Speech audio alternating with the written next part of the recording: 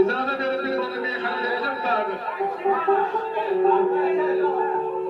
Sana bizim meyhanacının varlığında bilinci, hem mükemmel cemaatine, sadaketle hizmet yapacağız.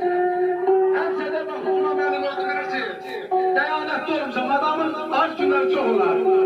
Hiç şimdi müstücül olmazlar. Böyle görme.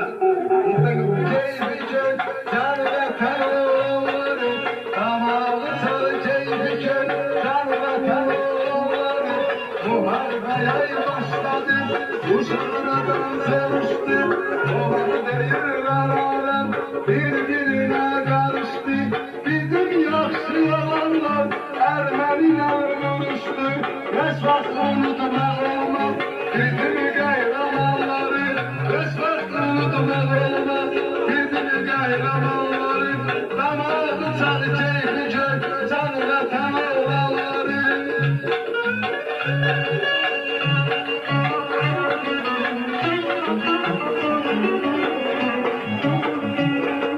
Her günü zorlandı bizim dillere, sen bu ağzından